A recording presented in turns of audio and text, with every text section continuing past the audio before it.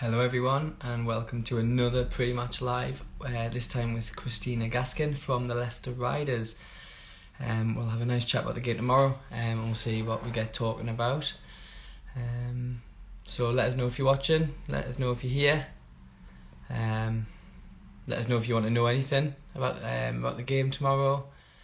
And try and get your question in there, no problem. Just send some little waves. Shout out to Eagles Loud. Whoop. I've got to change the background again. Can't decide what I want behind us.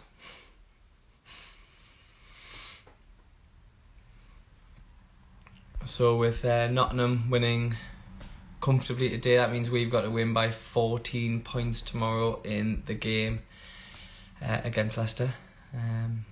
So I think it's made it a bit tougher.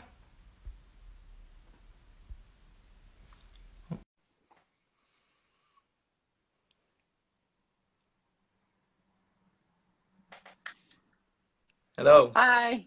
How are you doing? Good, thank you. How are you? I'm good, yeah, really good. All the children are in bed, so nicely ready. Good timing. Perfect. So I'll just get cracking. So how have you found the lockdowns and things like that? I mean, I think it's been difficult because I think for the first time in a lot of people's basketball career, we haven't been able to play, and it's probably the longest off season that a lot of people have had.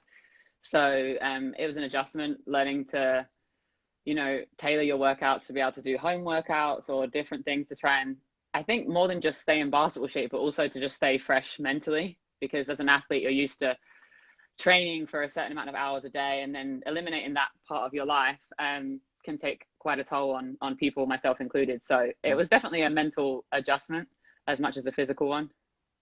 And of course, that your last game before lockdown was the trophy final. So, yeah. And then I think it was a week later, I think the whole country. What was that like, experiencing that high and then straight into what we had? Yeah, I think that we were extremely grateful that we had the opportunity to be able to play in that final, because it was very much touch and go. I remember Jesper briefing us on sort of the week leading up to the final, still unsure like whether the game was going to go ahead at that point.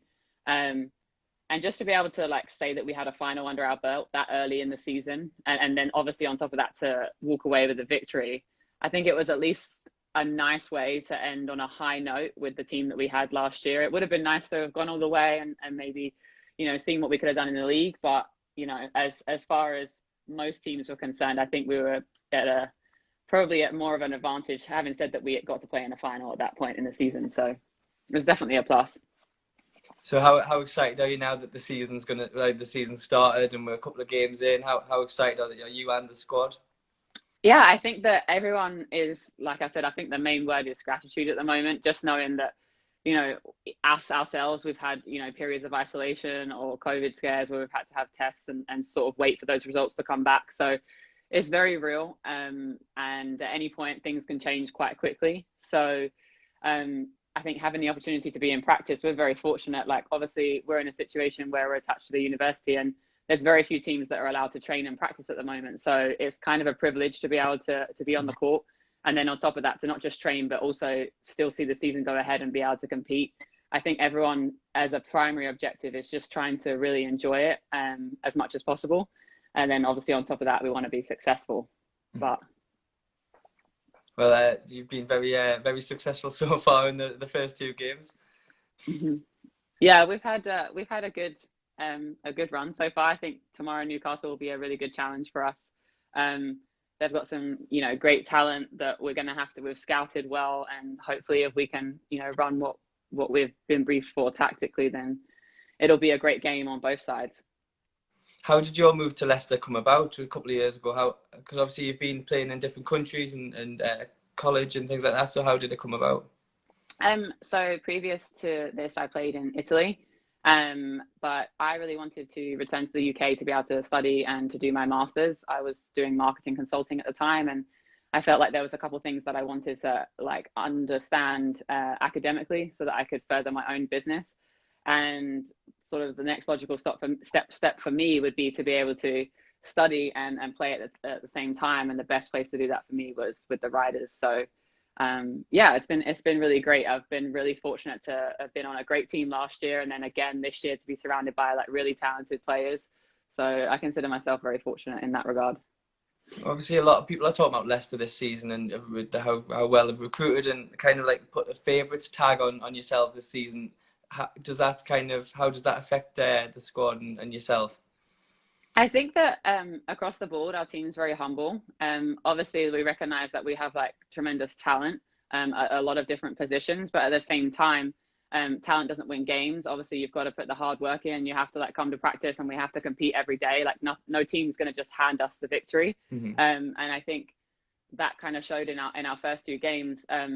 You know, we didn't have great starts in either of those games, but we had to grind it out and work hard and work as a team to be able to pull off those victories. So I think there is an added pressure to being sort of valued in that way, but I don't think it's a pressure that any single individual carries on our team. I think we carry it together. And in any given game, any one of our players could step up and do what they need to do to sort of carry the team through to that victory. Yeah, that's what kind of my next question was going to be. Who did the Newcastle fans need to kind of watch out for tomorrow?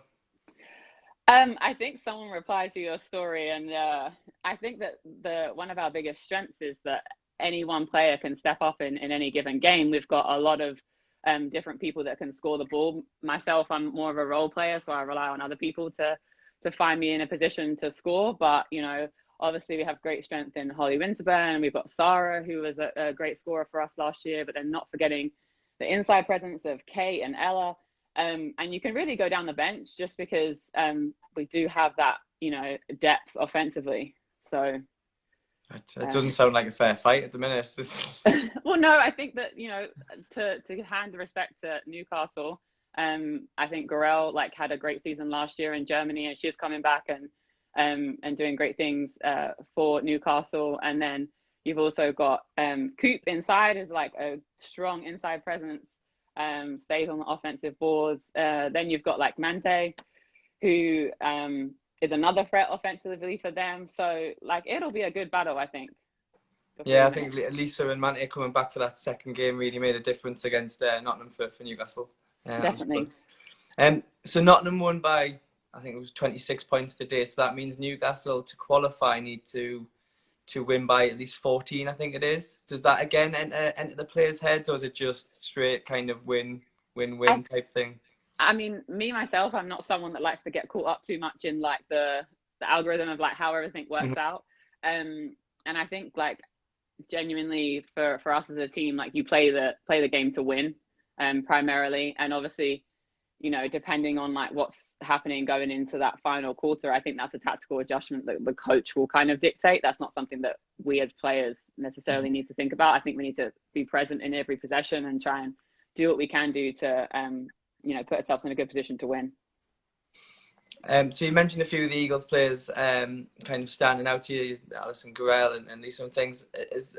Have you watched much of the first couple of games from Newcastle? Are you kind of, how do you think the two teams match up against each other?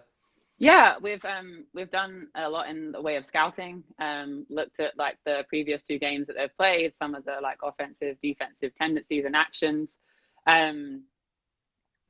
So, you know, and obviously like having a few of us that have played last year, some of the sets are familiar, some of the players are familiar to us, but then conversely, it's the same for the Eagles. There's some of us that are returning that will be familiar with how some of us play as well. So I think that requires like people to make adjustments and different people to step up. So. And so I've got two young girls, and I ask kind of them questions, like if they've got any questions to ask whoever I'm talking to. Okay. So Isla, who's 3, just wanted you to know that she likes Sonic. I don't think there was a question in there, but I mean, I could make it. Can you run as fast as Sonic? But I'll leave it there. And that won't be me.